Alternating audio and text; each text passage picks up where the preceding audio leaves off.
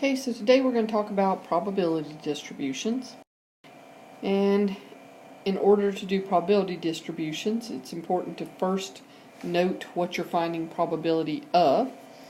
Like I said in chapter 4, I wanted you to get in the habit of first writing probability of in front of things, and that where it really becomes important is here in chapters 5 and 6.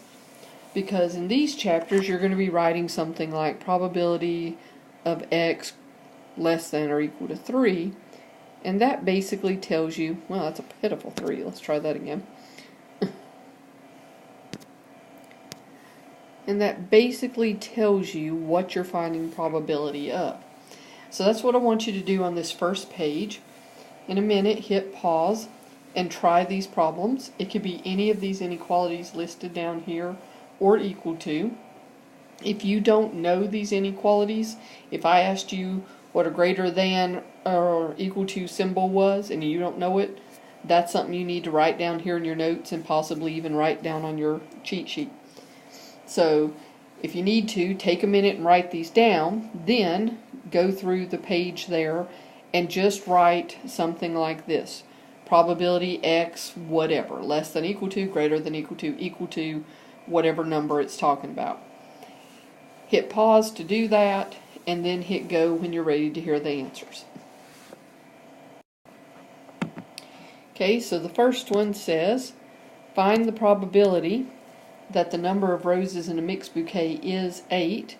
Well, the key word here is 8. The key word here is, and is means equal to. So if we want is 8, we'd write probability x equals 8. Another word they like to use a whole lot in here to mean equal to is exactly.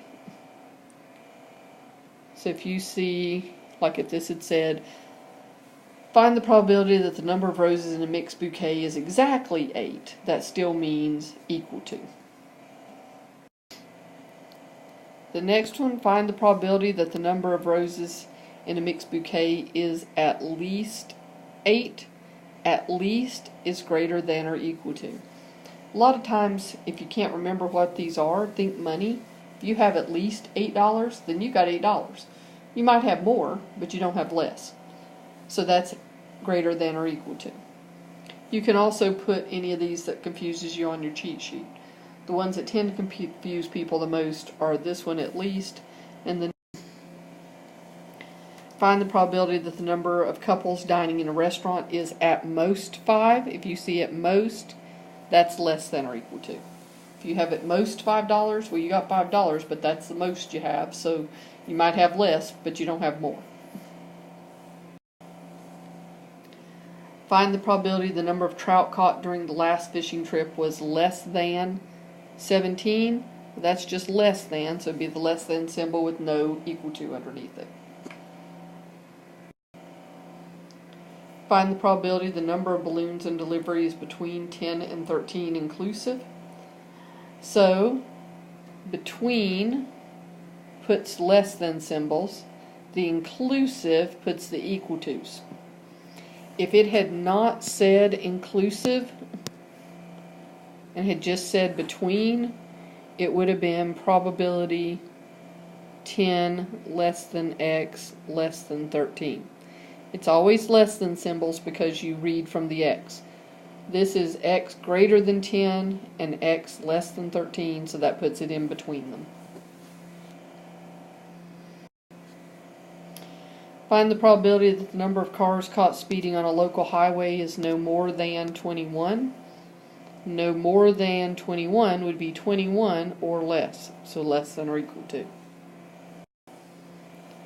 Find the probability the number of books on a shelf in an office is no less than 52.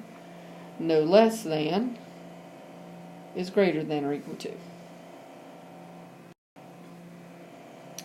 Last one, find the probability the number of pencils in a pencil caddy is 18 or fewer. So it's 18 or fewer than that, so less than or equal to.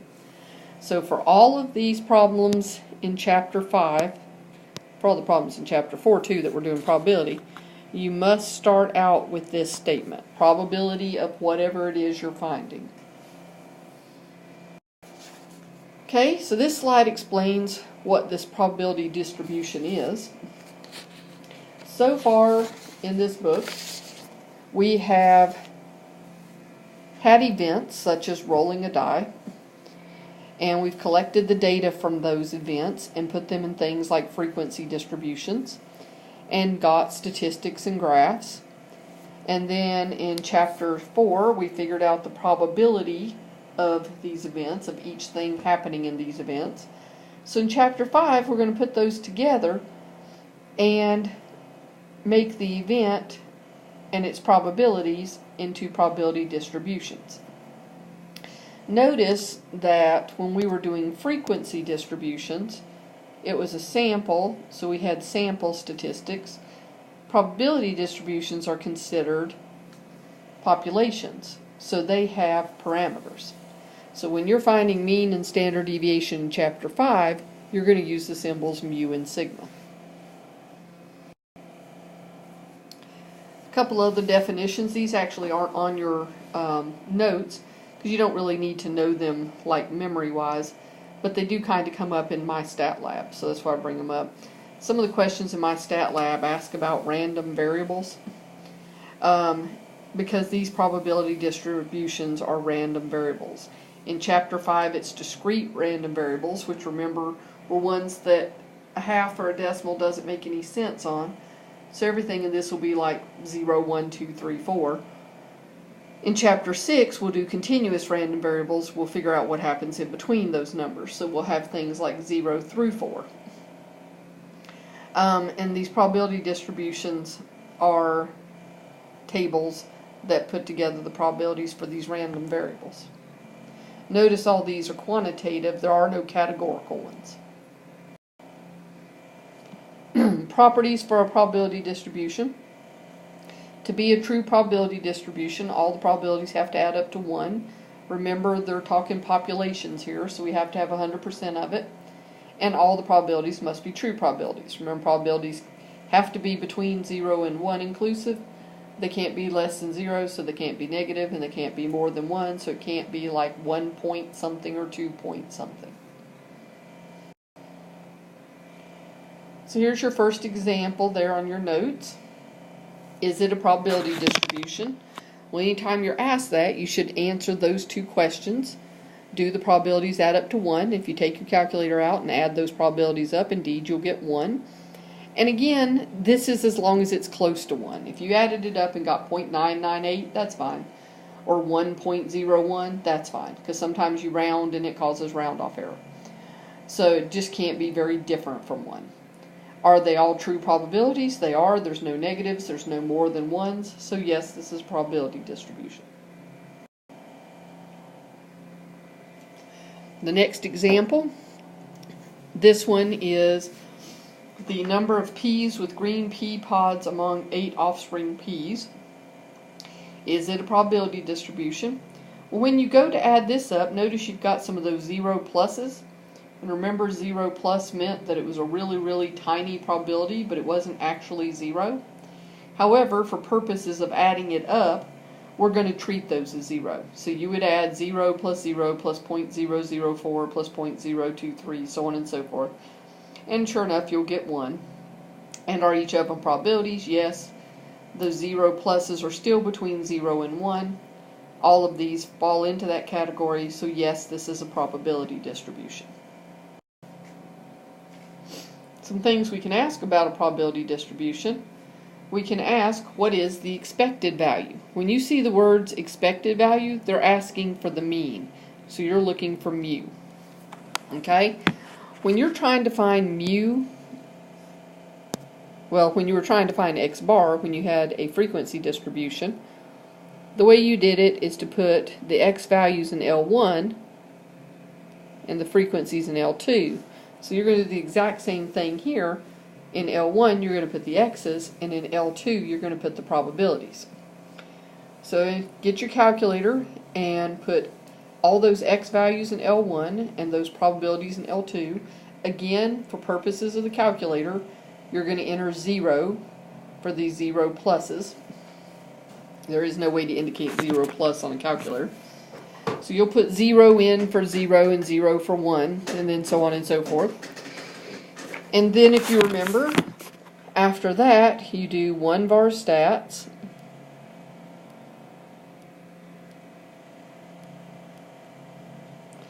L1, comma, L2. And it'll tell you x bar equals 6, but these are populations, so you write down mu equals 6. Then if you want standard deviation, if you look on down, it actually only has sigma equal 1.2. It doesn't have a value for S because the calculator knows from what you entered in that you gave it a probability distribution, and so that it was only calculating the population parameter. To get variance, still do that the same way. You want to square the standard deviation, and remember the shortcut for that is to go to vars and down to statistics,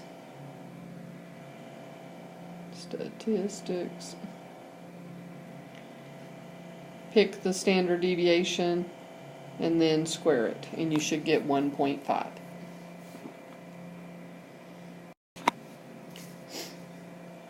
Well, since we can find the mean and standard deviation, we could do the range rule of thumb to identify a value of range that contains the usual number of p-pods. So if you take 6 and subtract 1.2 twice, you'd get 3.6, and add 1.2 twice, you'd get 8.4. But because these are discrete values, let's think of that way. So that would be 4 to 8. And if you look over here on your table, that makes sense because these are the probabilities from 4 to 8. And see how all of those are greater than 5%? That makes sense that they are usual. Because remember, in probability, the way to determine if something's unusual is it less than 5%? So then it asks the question, is it unusual to get only one P with a green pea pod? Well, the answer is yes, because 1 is more than 2 standard deviations away from the mean. And again, if you look over here in the table, the probability for 1 was 0 plus. Well, that's definitely unusual, definitely less than 5%. We can get other probabilities from the table as well. If I want the probability of exactly 7 p-pods, exactly is equal to, well, I can find that extremely fast. I just look on the table at 7, and the probability of exactly 7 is the 0.267. If I want the probability of getting 7 or more, that's greater than or equal to 7. Well, greater than or equal to 7 would be the 7, and anything greater than that, so that includes the 8. 7 plus 8 gives me the probability of 0.367. Adding the probabilities for 7 and 8, which is 0.267 and 0.1. Then the last one is, what is the probability of getting less than 4? So less than 4 would be 3, 2, 1, 0. So if I add up the probabilities for 3, 2, 1, 0, I end up with 0.027. So a probability distribution, it's very easy to get different probabilities off of it once you know what you're finding probability of. That's why it's so important to write that probability statement first. Know whether to put less than or greater than in there. Again, if we want to think usual, unusual, if I'm doing just the probabilities, I can use that 5% guideline. Probability of getting exactly 7 is usual because 0.267 is greater than 5%. Probability of getting greater than or equal to 7 is also usual because 0.367 is greater than 5%. But the probability of getting less than 4 is unusual because 0.027 is less than 5%. And you could tell that from the table as well. Back, so I'm not showing you that answer. So there's another problem on there for you to do yourself. go ahead and answer the questions that it asks. Hit pause, and then hit start when you're ready to see the answers. Okay, so now it's time for you to do a practice problem. Okay, so here's the practice problem for you to do. It says a survey asks a sample of students how many textbooks they have in their backpack. Find the expected number of textbooks in a student's backpack. Remember, expected number is the same thing as mean. So to do that with a probability distribution, put your x's in L1 and your probabilities in L2 and do 1 var stats.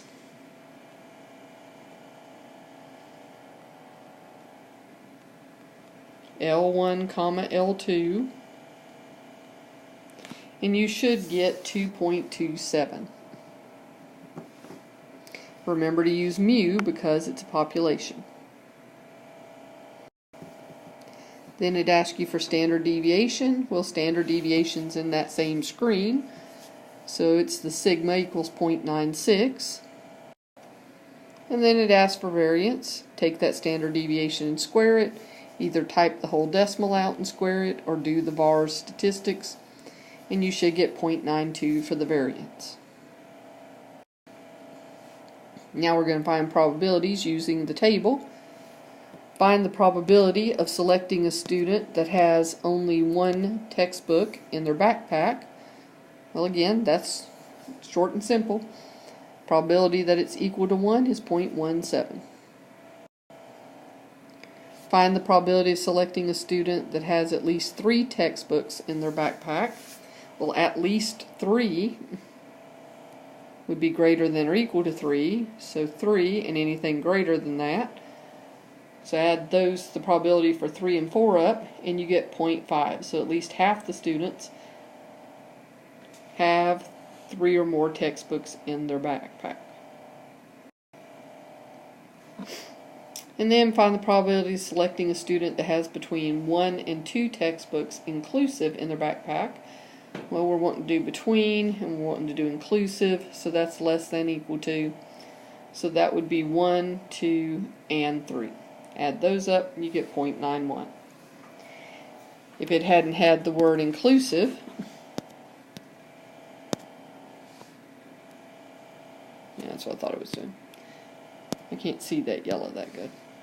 If it hadn't had inclusive, that would have been just probability 1 less than x less than 3, which basically is just 2. So it would have been 0.28.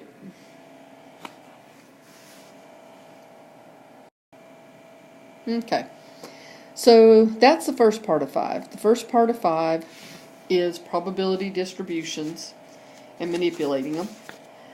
The second part of 5 is a particular kind of probability distribution called a binomial probability distribution. And it has certain conditions. It has to have a fixed number of trials. The trials must be independent. Each trial must have all outcomes classified into 2 categories, thus the binomial part of it. You have a success, which we denote as P, or failure, which we denote as Q. Those have been on your symbols list for a while. And the probability of success remains the same in all trials.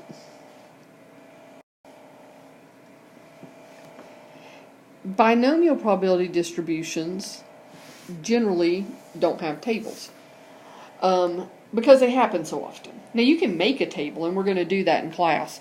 In class I'm going to have you make a table of a binomial probability distribution to help you understand how you find these on your calculator. But it's kind of tedious, you'll find out, to make these tables, and especially if I had a large sample, it would get really tedious. So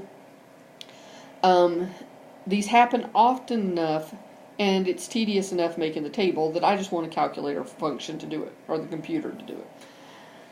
So we're going to do all of these off the computer. So if you're given a table, use the table. If you're not given a table, look to see if it's binomial.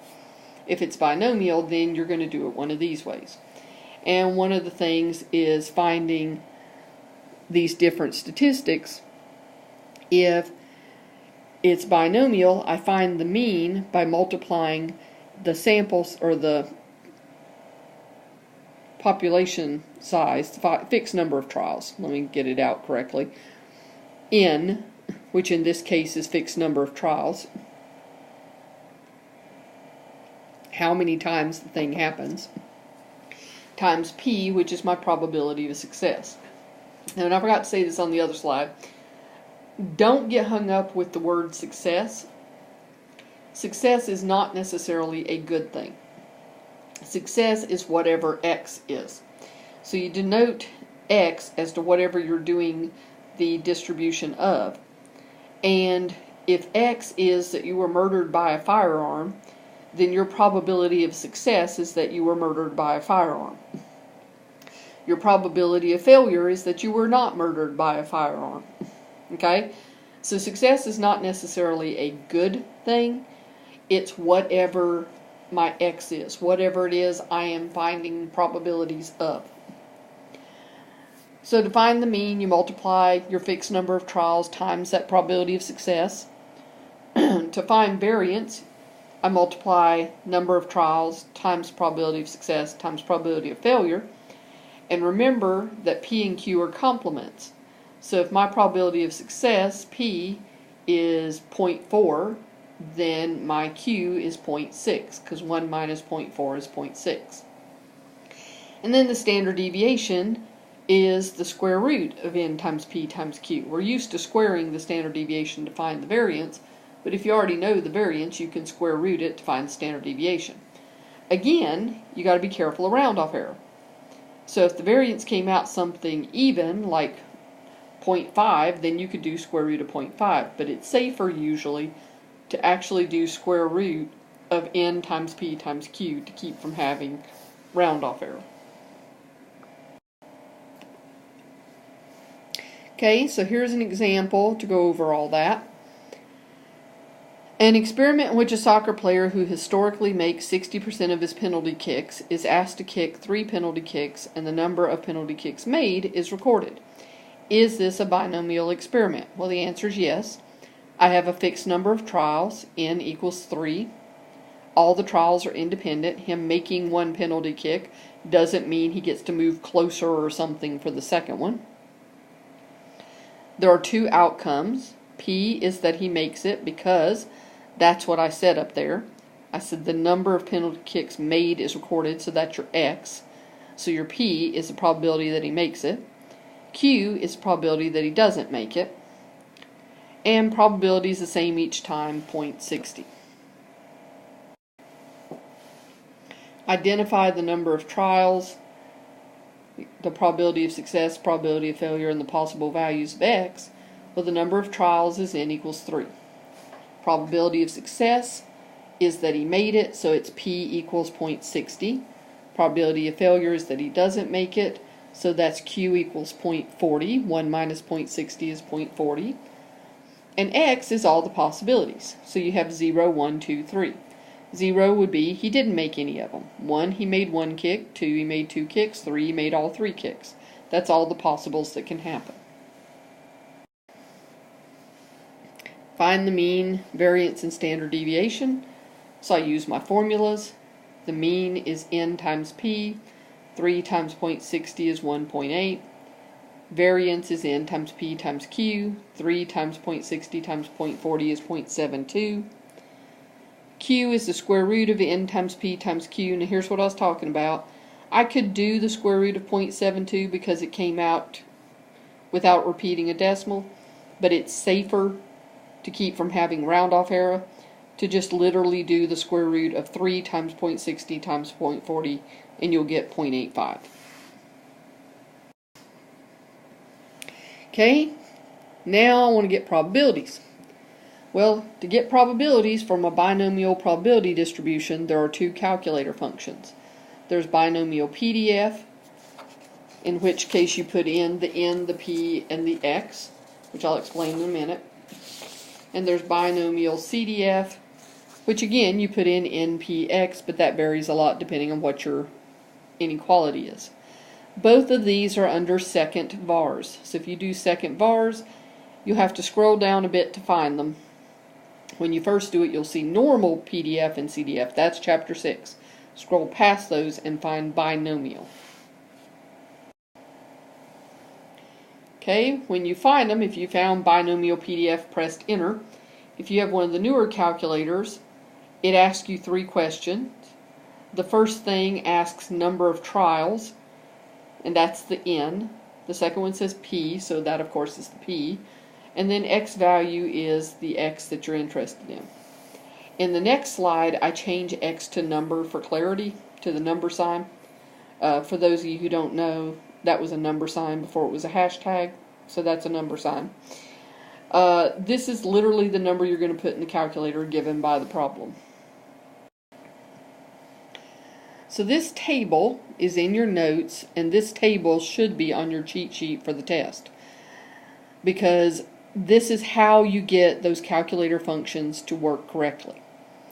If I'm doing probability X equals some number, that one's simple enough. That one is binomial PDF, and I just enter in the N, the P, and whatever number. If I want to find the probability that X is less than or equal to some number, again, that's simple enough. That's binomial CDF, N, the P, and whatever the number is. After that, it gets more complicated because binomial PDF was only programmed to do less than or equal to. So when I want it to do the other inequalities, I have to manipulate it a little bit. If I want the probability of X less than some number, when I do binomial CDF, I have to subtract 1 from that number for it to do it correctly. If I want it to do probability of X greater than a number, I literally have to put 1 minus in the calculator first, then do second bars and pull up binomial CDF, and then put in the N, the P, and the number. If I want greater than or equal to some number, again I have to put the 1 minus, then do second bars binomial CDF, put in the P and the number minus 1. So we're going to practice these, but basically if you learn how to read this table, you'll do them correctly. And it has to do with how we do it on a table, and that's what we'll do as a class activity, is we'll make the binomial probability distribution table and find probabilities and then show you how that translates into this chart of how to manipulate that binomial CDF. Okay, so first we'll do a binomial PDF problem. We're still doing the soccer player. What is the probability of making exactly 2 penalty kicks? Well, exactly 2 is X equal to 2. Because it's equal to, I do PDF. And I just put in the N, the P, and the number. So I put 3, 0.60, and 2, because that was my number up here. And I'll get 0.3432.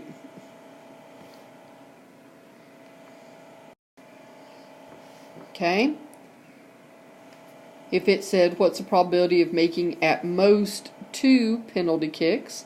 Well, at most is the same thing as less than or equal to. That's the one binomial CDF works for. So I just have to put the 3, the 0.60, and the 2, and I'll get my answer of 0.784. Now is when I have to start manipulating a little bit. What is the probability of making less than 2? Well, less than 2 is CDF, but per my table, when I put the number in, I have to subtract 1 from it. So over here, when I put in the number, I put in 1, not 2, because it was less than. Put that in the calculator, you should get 0.352. Okay, what is the probability of making more than 2 penalty kicks? Well, more than 2 is greater than. Anytime you have a greater than, or greater than or equal to, you have to start with 1 minus. So in the calculator, the very first thing you do is put 1 minus, then you do second bars to pull up the binomial CDF. Then once you've got the binomial CDF, you can put in the NP and the number. So 3.60 and 2. And then press enter and you should get your answer of 0.216. And the last one, what's the probability of making at least 2 penalty kicks? Well, at least 2 is greater than or equal to. So again, I have to do the 1 minus first, then do the second bars to get the binomial CDF, and then I have to, per my chart, subtract 1 from that number. So I put 3.60 and 1, because 2 minus 1 is 1, and I get 0.648. So as I said, anytime you're doing something other than less than or equal to, binomial CDF gets a little more complicated. We have to manipulate it to make it work. But it's still less work than making the entire table. Okay, so you've got 2 examples there on the last page. Hit pause, try those, and then come back and hit play when you're ready to see the answers. Okay, so that first practice problem. According to research, about 70% of all United States households have cable TV. In a random sample of 15 households, what is the probability that exactly 10 have cable?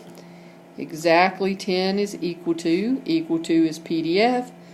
I put in my N, which is 15, my P, which is 0.70, and my number, which is 10, and you should get a probability of 0.2061.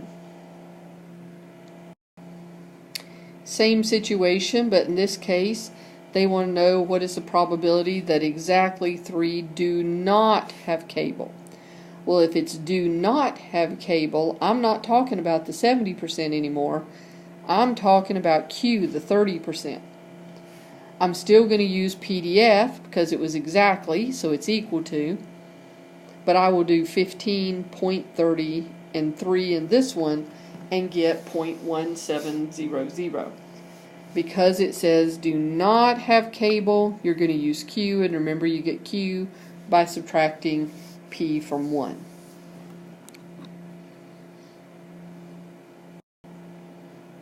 Okay? In a random sample of 15 households, what's the probability that fewer than 13 have cable?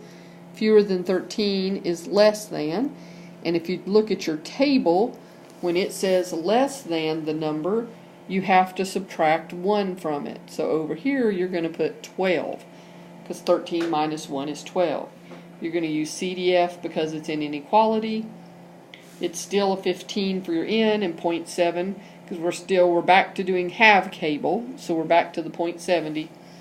So 15, 0.70, 12, and you should get a probability of 0.8732. And then the last one from those examples, what is the probability that at least 8 have cable? At least 8 is greater than or equal to, because it's greater than or equal to, put the 1 minus in first, then go get the CDF. And again, because the chart tells you to, if it's greater than or equal to, you do number minus 1, so that you would have 7 there. So 1 minus binomial CDF of 15, 0.70, and 7 is 0.950. Okay? The second example was according to Crime in the United States, 1998, about 60% of murders are committed with a firearm. Suppose 14 murders are randomly selected. What is the probability that exactly 13 murders are committed with a firearm? So here's one of those not so pleasant successes. Your success in this case is that you're murdered with a firearm. So P is 0.60. Q would be not being murdered with a firearm, so it'd be 0.40. It wanted exactly 13. That's equal to, that's PDF. 14 is my N, 0.60 is my P, 13 is my number. Put that in the calculator, you get 0.0073. Next one, the probability that 8 or more murders are committed with a firearm. 8 or more is greater than or equal to 8, so we got to do the 1 minus first, then do the binomial CDF and subtract 1 from the 8. So we end up with 0.6925. 4 or fewer. What is the probability that 4 or fewer murders are committed with a firearm? 4 or fewer is less than or equal to.